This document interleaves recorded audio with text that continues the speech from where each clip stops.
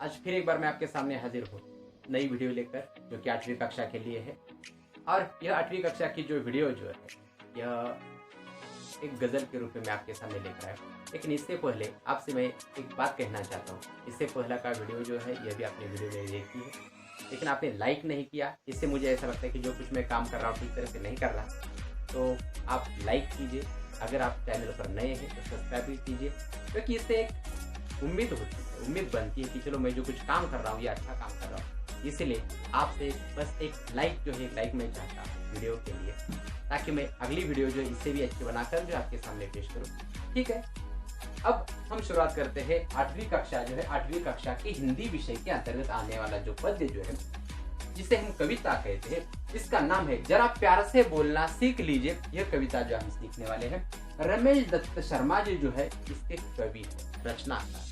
अब यह कवि जो है, यह रमेश दत्त शर्मा जी, यह एक गजलकार, यह गजल लिखने वाले हैं। और यह जरा प्यार से बोलना सीख लीजिए, यह कविता जो है अपने 8वीं की, यह भी एक गजल ही है। और इसी की आज हम शुरुआत यहाँ करने जा रहे हैं। तो ज्यादा समय बर्बाद न करते हुए पहली दो पंक्तियां पढ़ लेते हैं और इसका विश्लेषण जो है अभी हम करेंगे।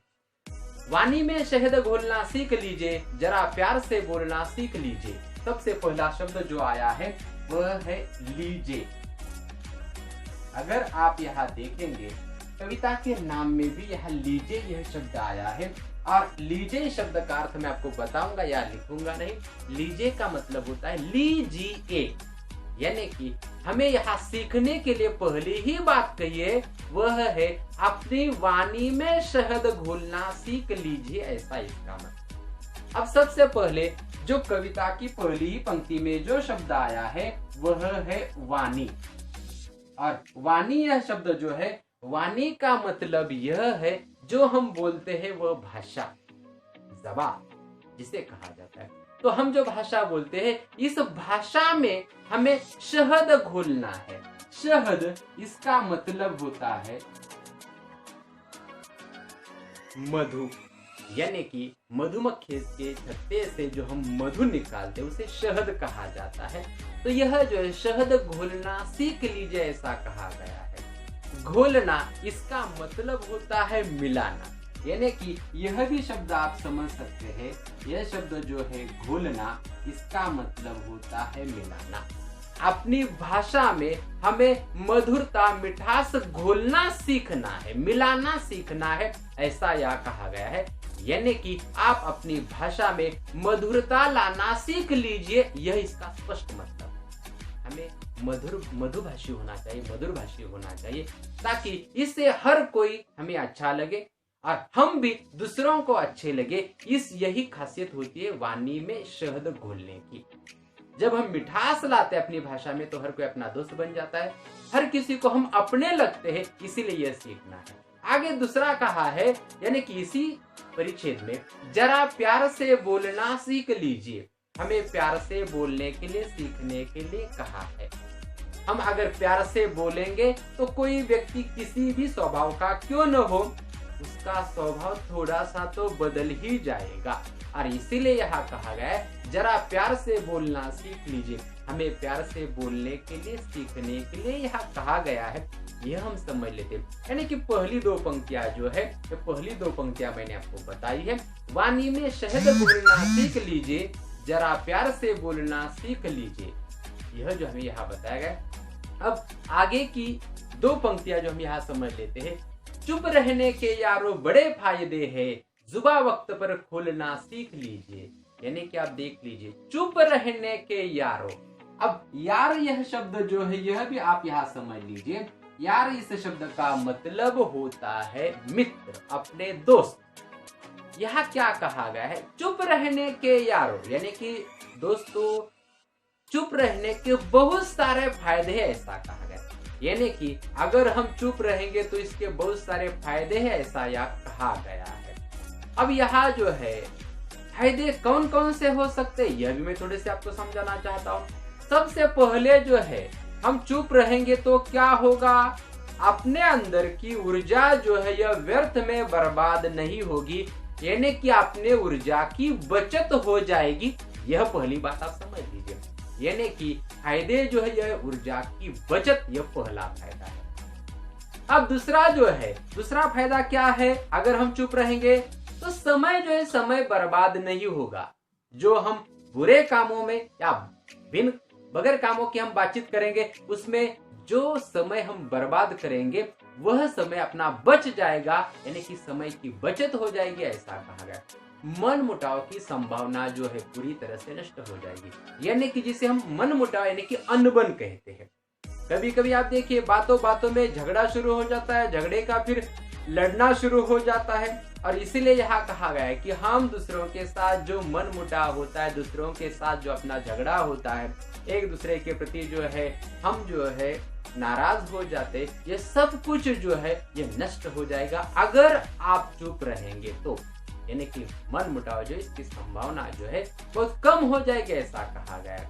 और आगे फिर कहा गया है, इसी में मैं आपको बता दूं कि चुप रहने के और अंतिम फायदा क्या है, तो वह है हमारे अंदर सकारात्मक कार्य करने के लिए ऊर्जा जो है उत्पन्न हो जाएगी। सकारात्मक कार्य, अच्छे कामों के लिए ऊर्जा जो ये ऊर्जा अपने अंदर रह जाएगी, ऐसा कहा गया। यानी कि यह भी आप समझ सकते हैं कि चुप रहने के यारों बड़े फायदे हैं। जुबा वक्त पर खोलना सीख लीजिए। जुबा वक्त पर खोलना है, यानी कि हमें जो है मुंह को, अपनी भाषा को तभी बोलना है कब? सही वक्त पर खोलना सीख लीजिए। मुंह को सही वक्त पर खोलना है, जब जरूरत हो तब बोलना ही है, चुप रहना नहीं है। यानी कि आपको लगे कि हाँ यहाँ अब बोलना बहुत जरूरी है, तो वह आपको बोलना ही होगा, आप चुप न रहिए, ऐसा कहा। यानी कि चुप रहना भी जरूरी है, लेकिन हमेशा नहीं, वक्त आने पर हमें बोलना ही है, यह भी आप समझ लीजिए। और इसीलिए यहाँ कहा गया है जुबा वक्त पर खोलना। अब वक्त यानी कि आप यहाँ समझ लीजिए, वक्त का मतलब है समय, और समय यानी कि सही समय पर हमें बोलना सीखना है। आगे जो है कहा गया है, कुछ कहने से पहले जरा सोचिए, ख्यालों को खुद तौलना सीख लीजिए। यानी कि आप देख लीजिए हमें अब तक क्या क्या सीखने के लिए कहा है, यह मैं आपको बता दूं। सबसे पहले कहा गया है वाणी में शहद घोलना सीख लीजिए। दूसरा कहा गया है जरा प्यार से बोलना सीख लीजिए। तीसरा कहा है जुबा वक्त पर खोलना सीख लीजिए। उसके आगे कहा गया है ख्यालों को खुद तौलना सीख लीजिए। अभी तक मैंने इसका विश्लेषण नहीं किया है, लेकिन पहले विश्लेषण करेंगे। लेकिन ये 4 बातें सीखने के लिए कहिए, ये अच्छी तरह से याद रखिए। कुछ कहने से पहले जरा सोचिए।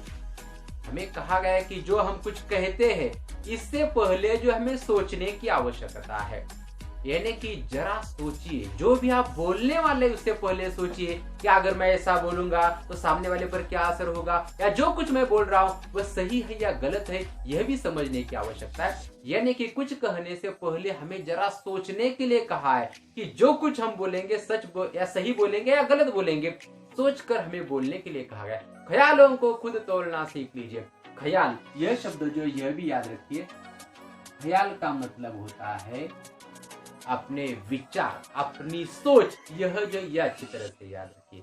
यानी कि अगर हम अपने ख्यालों का, अपनी सोचों को फिर एक बार तौल कर बोलेंगे, यानी कि सोच समझ कर बोलेंगे, तभी हम अच्छी तरह से बोलेंगे। उसका मतलब है यानी कि हम किसी का भी पक्ष न लेते हुए बोले तो यह सही होगा, ऐसा यहाँ कहा गया। इसलिए कहा गया कि अपने विचार जो है, अपनी सोच जो है, इसे जो है तौल कर, संभाल कर बोलना है।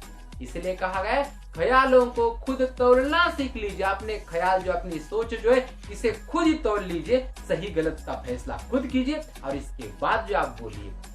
अपना दोस्त अगर कितना ही करीबी क्यों न हो, अगर वो झूठ बोल रहा है तो उसे झूठ ही कहना होगा, क्योंकि हम अपनी सोच दूर रखें कि अपना दोस्त है।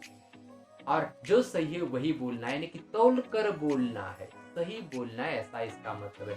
ख्यालों को खुद तौल कर सीख लीजिए, या खुद तौलना सीख लीजिए, ऐसा कहा गया है। आगे कहा गया है तू तड़ाक हो या फिर हो तू मैं। अपने आप को टोकना सीख लीजिए। तू तड़ाक हो या फिर तू मैं। इसका मतलब जो आप समझ लीजिए कि कभी कभी होता क्या है कि तू मैं यानी कि झगड़ा, और तड़ाक यानी कि जिसे हम कह सकते हैं कि गर्म दिमाग।